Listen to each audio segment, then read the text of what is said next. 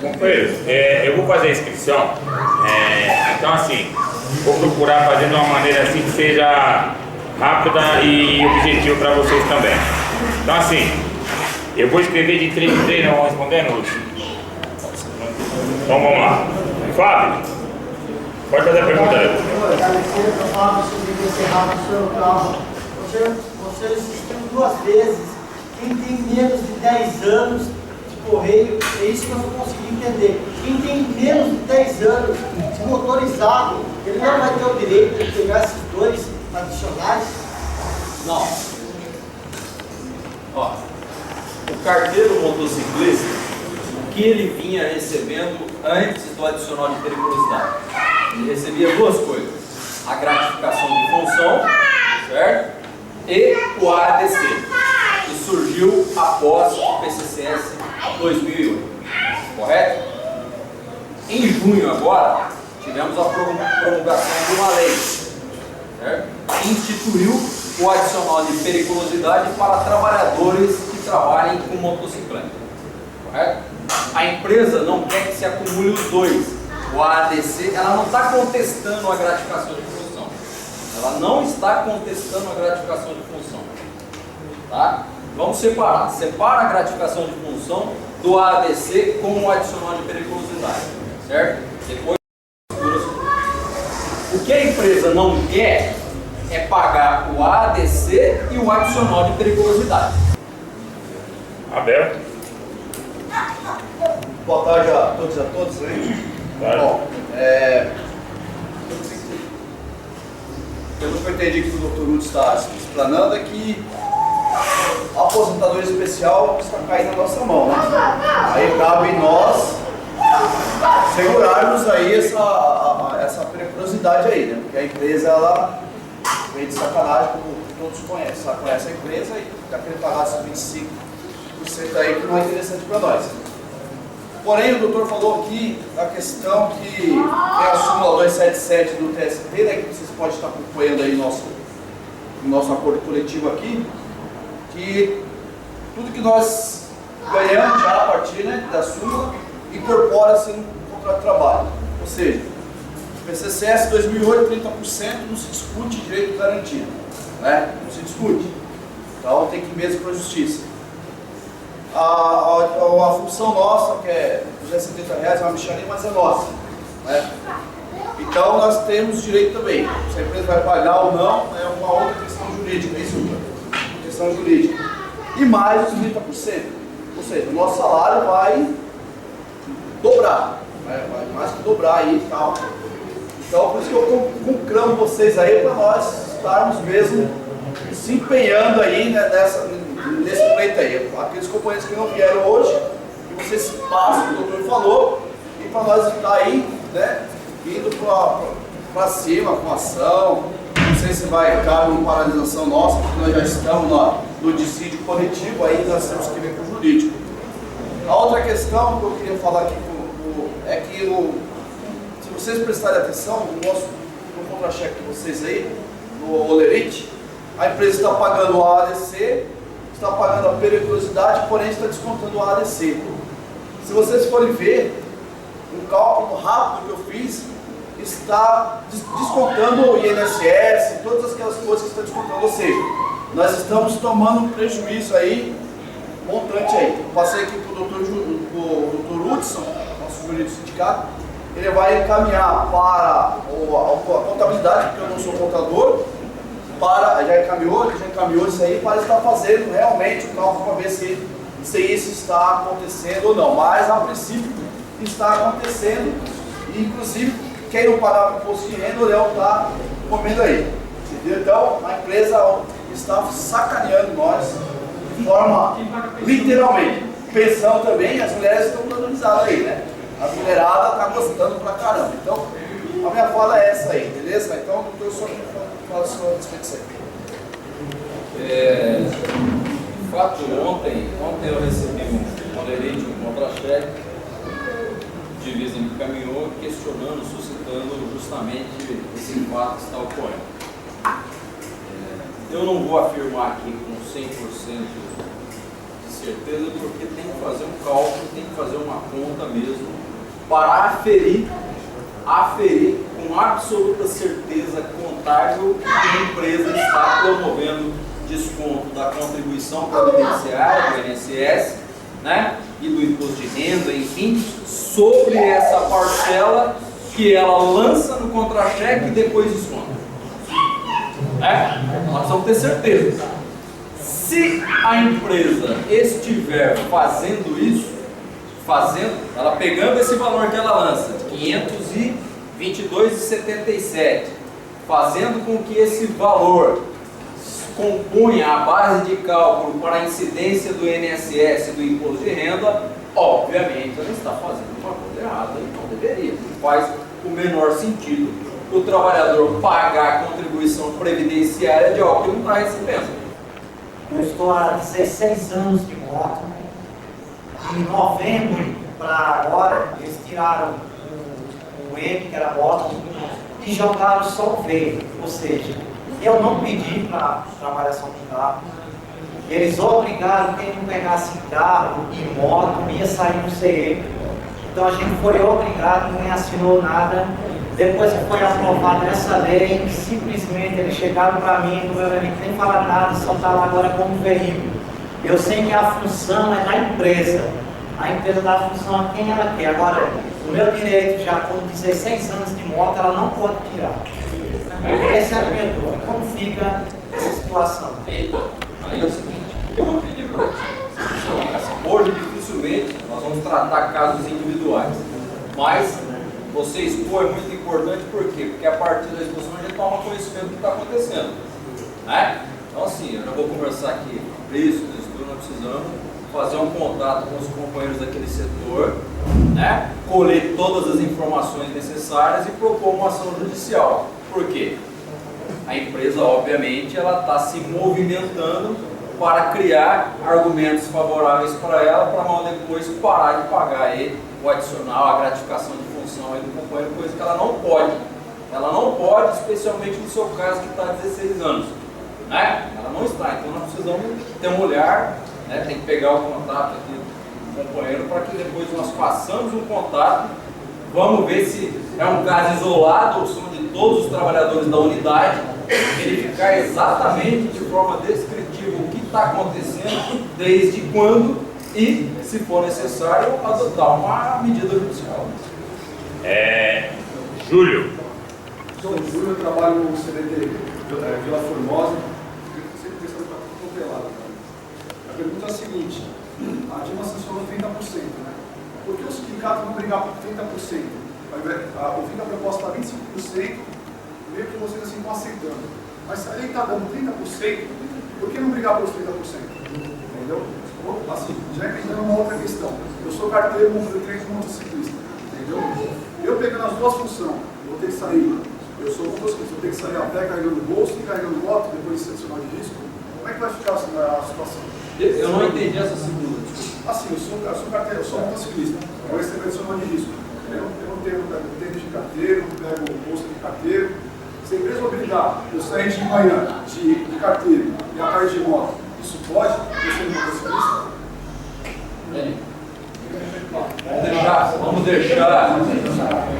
Vamos deixar muito claro aqui que na fala do Diniz aqui na minha, nós não estamos aceitando nada. Assim, eu não tenho carteiro, mas não. se fizer uma nova, eles colocaram o carteiro motorizado. Eu pensei que era motociclista, a empresa fez uma jogada na minha carteira de trabalho, estou registrado com carteiro, mas o concurso eu pensei que era motociclista. Isso foi em 2002, me chamaram só em 2004. Olha só, a primeira pergunta. Ninguém está aceitando nada. Nós não fizemos proposta de 30%, por quê? Porque a proposta apresentada pelo ministro, ela não é boa. O ministro propôs o quê? Pegar o adicional de periculosidade estabelecido por lei e a gratificação de função, juntar os dois e criar uma gratificação, um outro benefício com uma outra denominação. Compreendeu? Nós rejeitamos de plano essa possibilidade. E como depois daquela audiência não se encaminhou nenhuma perspectiva de um acordo minimamente razoável com a empresa, porque nós não vamos discutir o que está na lei. Nós não vamos discutir o que está na lei. Está na lei, está na lei. A lei tem que ser cumprida. O sindicato quer que a lei seja cumprida, que a justiça diga que a empresa precisa cumprir a lei. Haveria a possibilidade de entrar num acordo com a ADC e a gratificação de função. Mas nós também eliminamos essa possibilidade, por quê? Porque a empresa não quer. Ela quer suprimir, né? E como é que nós vamos fazer um acordo também de gratificação de função para trabalhadores que já estão recebendo há 10 anos? Nós poderíamos estar causando prejuízos para esses trabalhadores. Então, assim, na verdade, não vai ter possibilidade de acordo. Nós não vamos fazer proposta de 30, seja lá o que for, já que a proposta do ministro foi de 25. Por quê? Porque nós entendemos que não é um bom caminho. Tá certo? Não faz sentido a gente abrir mão, né? Enfim, nós não estamos aceitando nada. A segunda questão é o seguinte: o trabalhador, quando ele ingressa numa empresa, você, no seu caso, mediante concurso público, você tem obrigações a cumprir, certo? Eu não poderia te afirmar aqui que você pode se recusar a trabalhar como carteiro pedestre, né? Seria uma fala irresponsável minha. Por quê? Porque a empresa ela também tem o poder diretivo de alocar a mão de obra que ela tem para o desempenho das funções. Você pura e simplesmente se recusar a desempenhar alguma função, né? Que muito embora você foi concursado para uma coisa, ela te desloca para uma outra coisa, pura e simplesmente essa recusa talvez não seja justificativa suficiente para você eximir de fazer isso. Vai ter uma aposentadoria, isso 25 anos se aposenta. Como é que vai entrar essa questão? É o seguinte, se eu posso fazer os dois, eu vou aposentar como motociclista, não é isso? Sim. Mas eu continuo com o carteiro. Como é que fica a aposentadoria? Se você, olha só, que vai ser caracterizado para você receber uma aposentadoria especial, a empresa ela também tem que emitir um documento, né, um perfil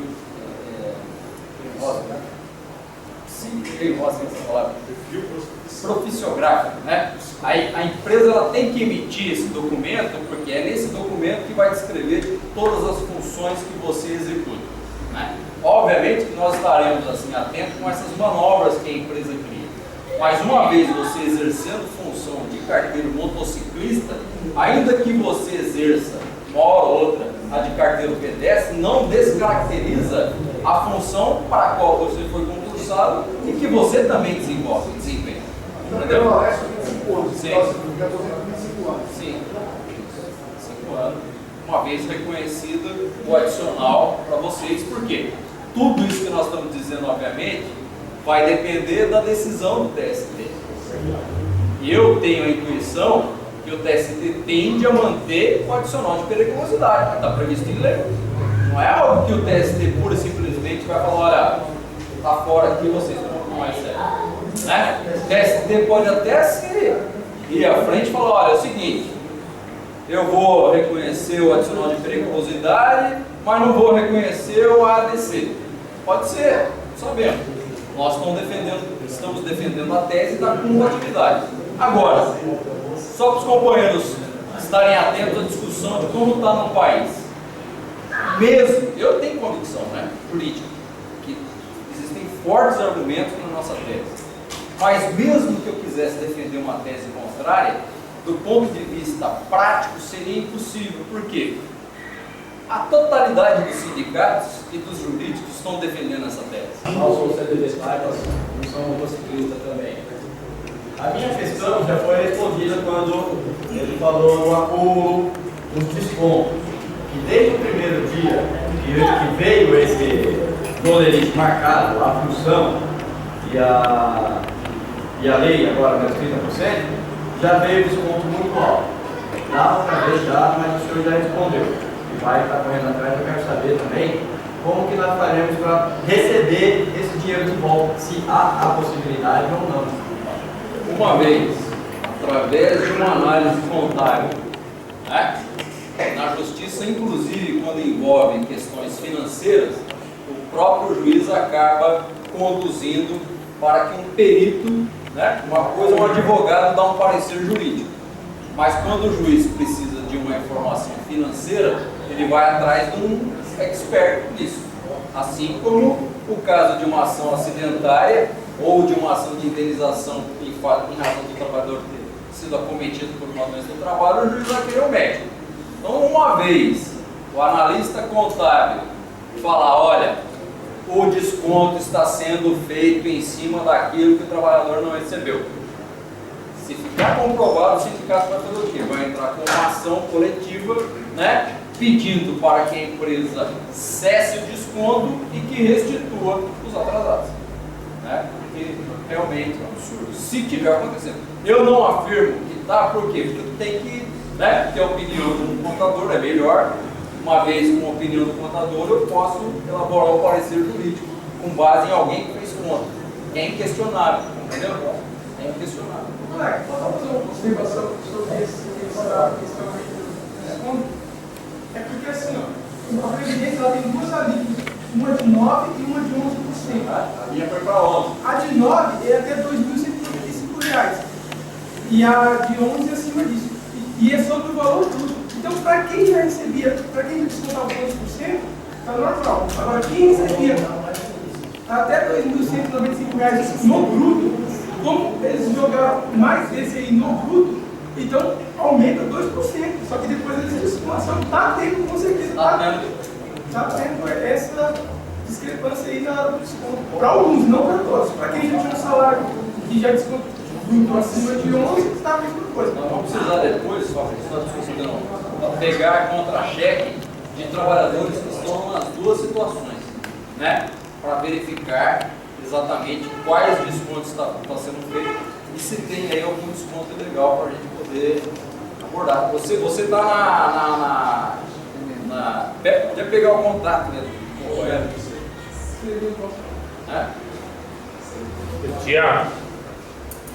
Boa tarde. Você disse que a empresa optou por fazer o pagamento dos 30% de periculosidade, já que foi assinado, lei e tudo mais. Mas o que foi assinado em 2008 como acordo coletivo também não passou ação à lei, não é uma prática ilegal a empresa descontar isso aí, que amparo que ela tem para fazer isso, e caso não haja nenhum amparo, nenhum respaldo para ela poder estar fazendo isso, não caberia uma ação, não seria o correto ela pagar os dois e tentar negociar o cancelamento de um, ao invés de já descontar de imediato para depois tentar negociar? Vamos lá. A sua análise ela é correta. De fato, o AADC ele está lá previsto no PCCS 2008 e ele é fruto de um acordo, um termo de compromisso, um acordo feito dentro de um dissídio. Teve greve em 2008, vocês se lembram bem, né? Para pôr fim à greve, chegou-se a um acordo. E dentre, né, as coisas que foram negociadas, uma delas foi a criação do ADC. Por quê? Existia uma demanda da categoria, uma reivindicação antiga, de receber o adicional de risco, que até virou projeto de lei do senador Paim, mas que foi vetado pelo presidente Lula. Certo? Quando no dissídio de 2008 foi criado o AADC, a empresa ela fez de tudo para descaracterizar esse risco. Fez de tudo. E ela nem precisava ter colocado o AADC no PCCS. Por quê? Porque já existia um acordo, que já existia uma sentença normativa dentro do dissídio da greve de 2008. Então você tem razão, é um direito. Nós entendemos que é um direito que incorporou ao contrato individual de trabalho de vocês, mas algo que pode ser tirado para os novos. Você compreendeu? Existem fortes argumentos em favor da empresa para ela tirar, suprimir isso dos novos, mas de vocês não. Agora, a segunda pergunta, a possibilidade de uma ação. Haveria. Eu tenho a compreensão que alguns sindicatos se anteciparam à propositura da ação que eu discuti. Até porque alguns propuseram sem ela estar inclusive regulamentada. E dependendo do tipo de ação que você propõe no pedido, às vezes você complica muito mais as coisas. Muito mais. Né? Agora não há mais a possibilidade, digamos assim, nós precisamos aguardar uma posição do TST. Por quê? Porque a empresa, diante da propositura dessas ações, ela se antecipou e foi lá e suscitou um dissídio e eventual decisão do TST vai valer para o Brasil inteiro. Ela foi direto lá em Brasília. Por quê? Porque o medo dela é de que as varas do trabalho das localidades dos sindicatos, nas bases territoriais do sindicato, pudessem dar procedência aos pedidos, compreendeu? E ela já viesse desde então acumulando um passivo trabalhista muito grande. Então ela apostou tudo no TST e suscitou esse dissídio coletivo de natureza jurídica, para ver se o TST acata, né, as alegações dela. Por quê? Aí voltando à sua fala que estava correta, o ADC é um direito, no nosso entendimento, incorporou ao contrato de trabalho de vocês, que já estão trabalhando, tá certo? Sem dúvida alguma.